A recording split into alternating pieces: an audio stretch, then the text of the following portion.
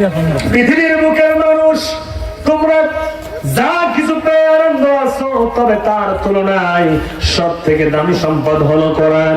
আমি বলছিলাম পৃথিবীতে এত যা কিছু আছে, যা দেখতে পাই, সব কিছু আমাদের জন্য বড় সম্পদ হলো কোরআনুল কারীম পেয়েছি আমরা বলে। আর আল্লাহ তাআলা বলেন তোমাদের জন্য দুনিয়ার বুকে দামি যেই জিনিসটা সেটা হলো হায়াত।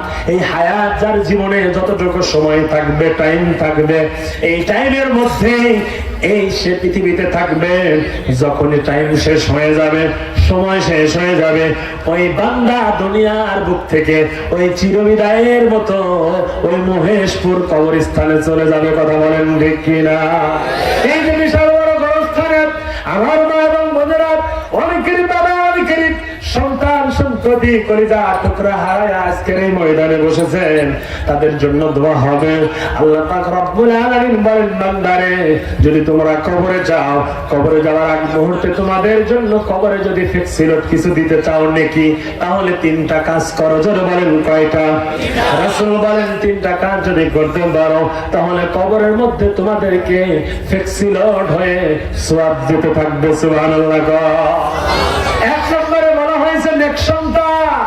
নেক সন্তান যদি দুনিয়াতে রেখে যাওয়া যায়, ওই সন্তান নামাজ পড়ে দোয়া করবে, রব্বির হামহুমা কামা রাব্বায়ানি সগীরা। এইভাবে দোয়া করতে থাকবে।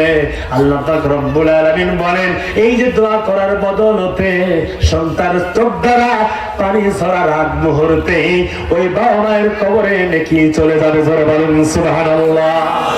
এবারে বলা হয়েছে দুই নম্বরে বলা হয়েছে মসজিদ ঘর অথবা সুন্দরতম ঘর, যেই ঘর করলে পরে কল্যাণ কামিতা হয়, এরকম যদি ঘর নির্মাণ করা হয় তাহলে কবরের মধ্যে নেকি যেতে থাকবে।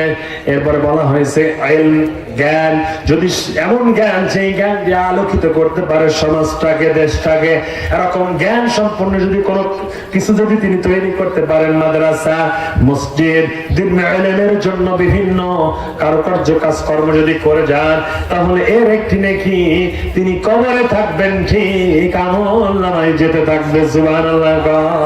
কিয়ামতের ময়দানে ওই বান্দা উঠে আল্লাহর দরবারে বলবে, আল্লাহ আমি তো এই পাহাড় পরিমাণে এত নেকি আমার দ্বারা হয় নাই। আল্লাহ তাআলা বলবেন, বান্দারে আমি তোমার এই দুনিয়ার বুকে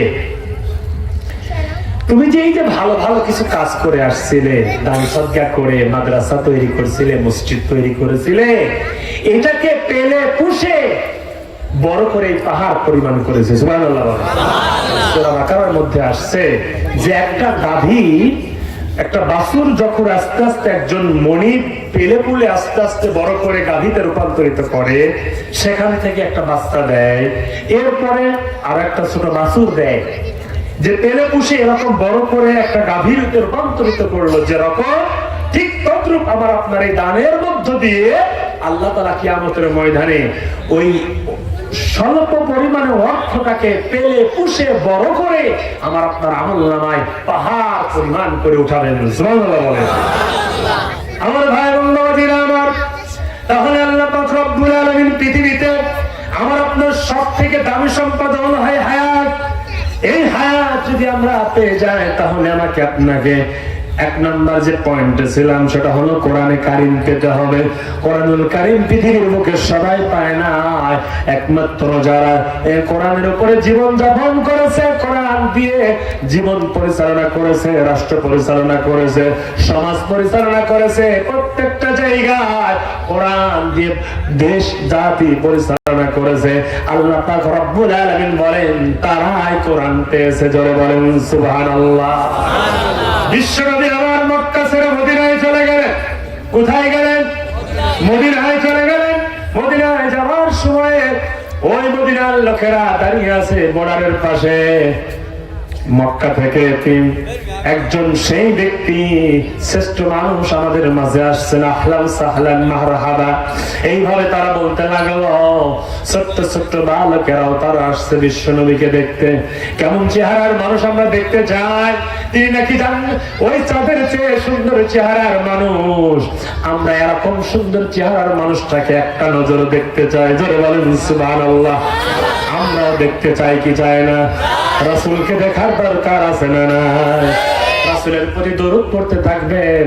আপনি তাহাজ্জুদের জায়নামাজে যাবেন, রাতের বেলা রাত বড় হয়েছে, আল্লাহ পাক রব্বুল আলামিন বিশ্বনবীর জন্য এই তাহাজ্জুদের নামাজকে তিনি এমন ভাবে কায়েম করেছিলেন, ওয়ামিনাল লাইলি ফাতাহাজ্জাত বিহি নাফিলাতাল লাক আসা আইয়াবআসাকা রাব্বুকা মাকামান মাহমুদা।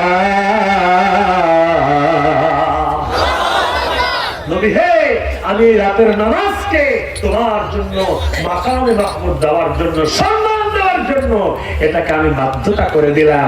তুমি একটা রাতও একটা সময় বেছে নিয়ে আমার জন্য একটু সেজদায় অবনত হও, সেজদায় চাও।